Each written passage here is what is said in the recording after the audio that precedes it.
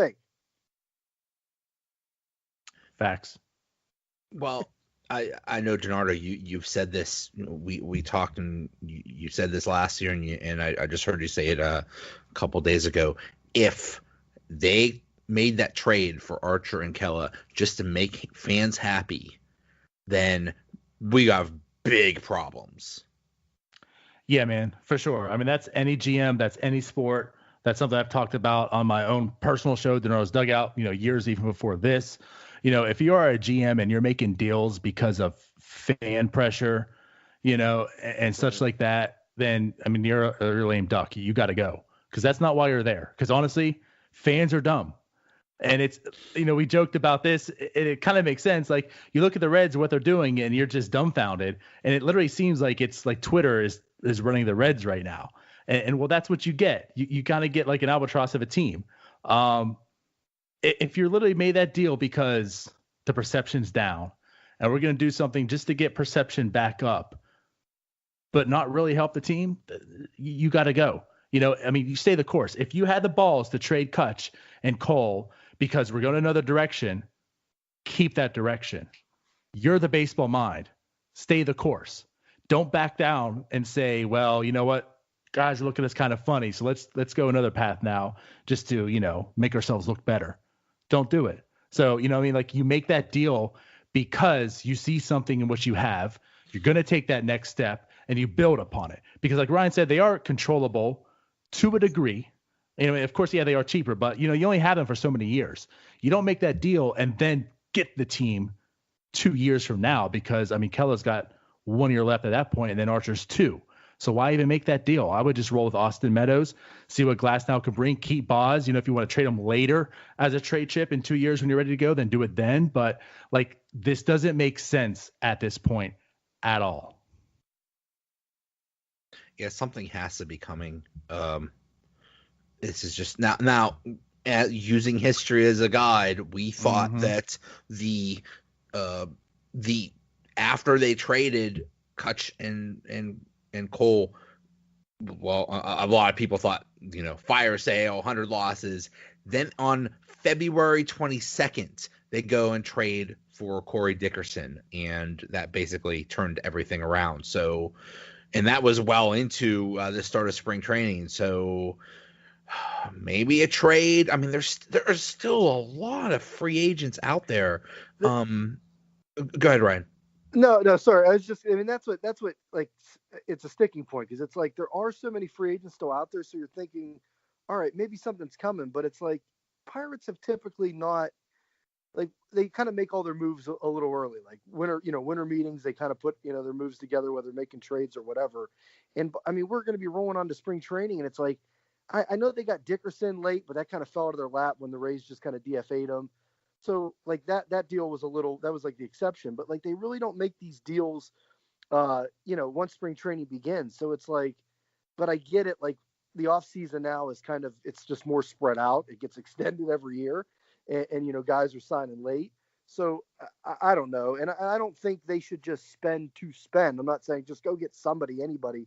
I'm not going for that, but like, you still have a hole. There still are guys out there that could be productive for your team. And holy heck, your payroll's at $70 million. I'm not even advocating to go spend 90 or 100 million. I mean, I kind of am to say go get Machado, but even if you're not doing that, which they aren't, like, we're not even saying go, add 20 million to payroll. Go add 5 million and get a shortstop. Go get Galvis or Iglesias. Like, what is going on? Like, it just is like a no-brainer to me. Yeah. I mean, right now their payroll's at 71 million, and you're right. What are the Reds doing? I don't know. That's just that's just a crazy scenario. But their payroll is at 116 million, and they're going all in on 2019 with the people that they acquired. Good luck with that. I don't know. I don't know if they're actually much better than the Pirates, at least on paper, but their payroll is at 116 million. So even if they got a Machado and paid him 30 million a year, right, they'd still sit at about 100 million. And I think I heard that would still make it like the 22nd best payroll in baseball. And I mean, last year their payroll was 95 million. So in theory, because attendance was down, payroll would go down a little bit, but oh man, I don't know. Yeah, and that's where I'm with you. I mean, I expect the payroll to come down, but like Ryan said, I mean, we're not expecting and advocating for like this has to be 100 million. Okay, I mean, for everyone listening, I know we get the whole front office apologists, label and such, but there is a realistic measure. So realistically thinking, if that's where they're at last year, and there was a boycott and attendance fell, I was expecting a dip, but not to this degree. I mean, you're talking 20 plus $20 million. That's a big difference, especially a team that you are going to build upon, and let's also face it too. There's also a thing called an investment, and that could be something you'd want to do with this team. You invest into it. So maybe you don't take much as a dip because you can see that we're there and tickets will come because, as Ryan advocates all the time, winning is what solves attendance. No matter what, if you're good and you're winning, people will come. So if you see a team is good, invest into it a little bit, the money will come. And then you also have a TV deal hanging on the ledge. So, if you invest in it and they're getting a better product and people are watching, maybe you get a better, deal for upcoming years too. So I don't know, man.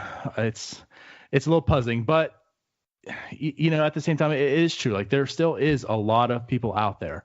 I think what bothers me is for what the Pirates need, which of course, is the Pirates' luck. What the Pirates needed this year wasn't really out there. There isn't a lot of premier shortstops.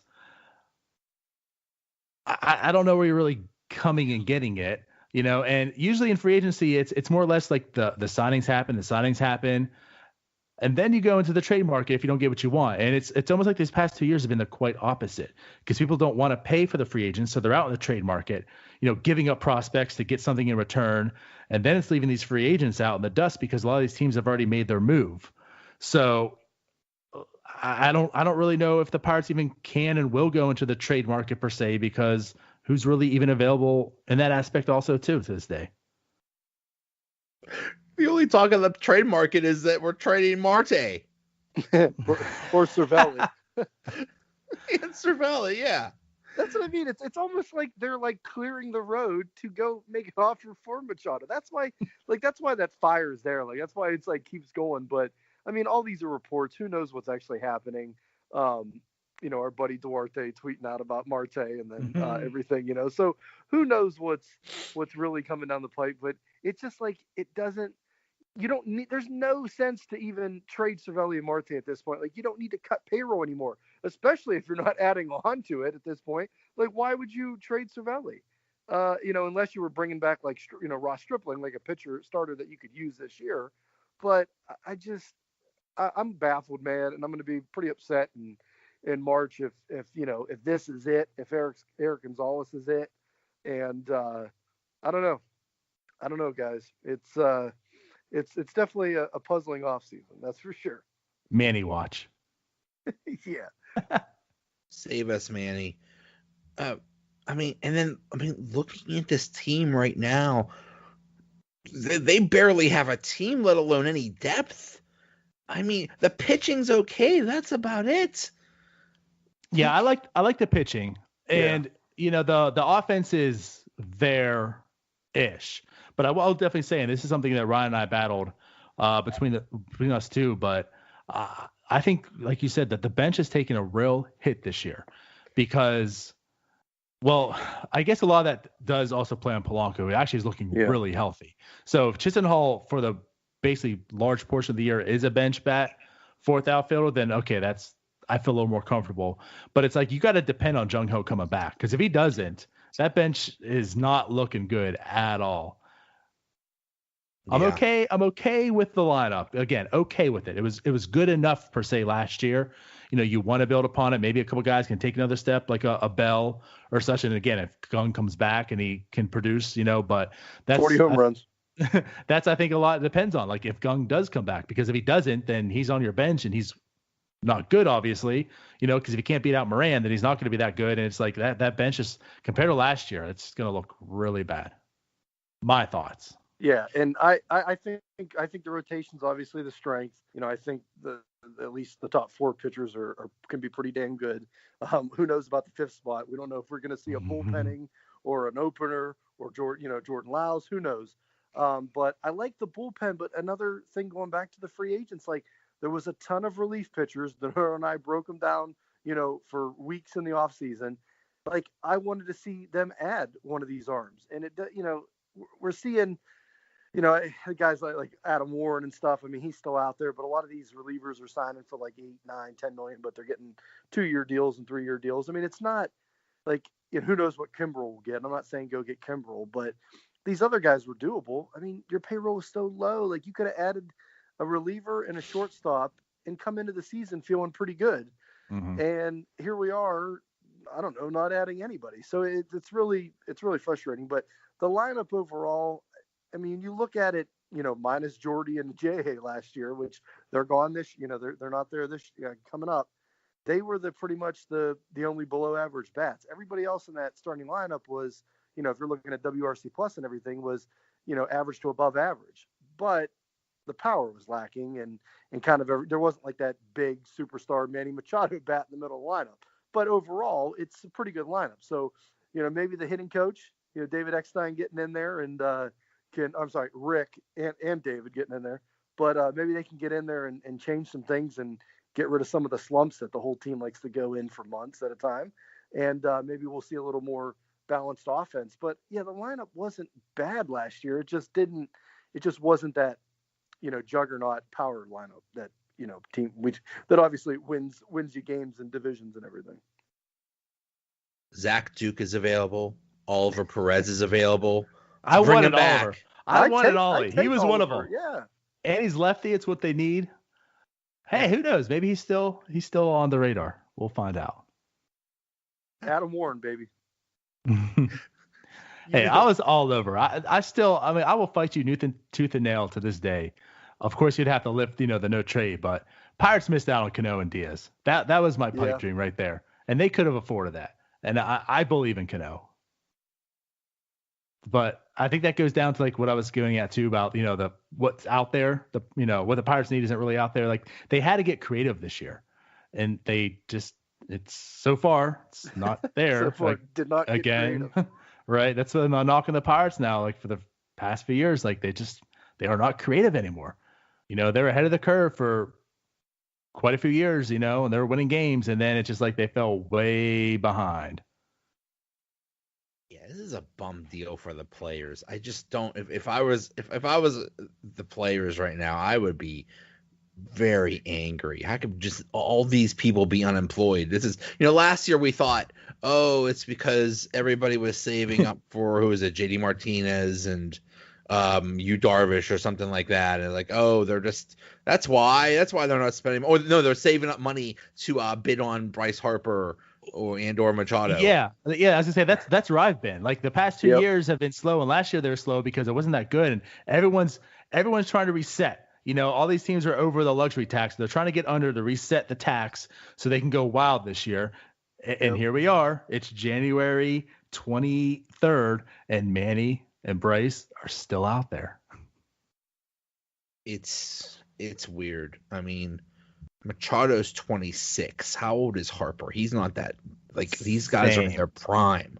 Yeah, I'm telling you, like 5 years ago, these guys would have been signed to 10-year, $300, probably $400 million deals. It's insane to me that like these aren't 30-year-old guys out on the market. It's insane to me that they're still out there. And honestly, we're like you said, you were saying maybe the White Sox or Yankees. We're not hearing anything on these guys. Like where have you heard Harper? Back to the Nationals or maybe the Phillies? Like it's been quiet. And same thing with Machado. I heard the White Sox and Machado were drifting apart. Like a raft was going one way and Machado was going the other way. So I'm like, what? It's like, it's crazy. Wilson. So it's been quiet. Yeah. It's been so quiet with those two. And it leads me to believe like the reporters we see in these mystery teams, then they're drifting apart. We don't know. I don't think right now in this offseason, everybody's so quiet. I don't think the reporters know anything of what's going on right now. Yeah. It's just, there has to be a strike or something. I mean, I don't know what the solution is. I mean, I'm angry. Last year I was one of those Nunnings wallet people. I was angry. I was one of those boycotters. I was so angry. But now I'm I'm past that, but you know,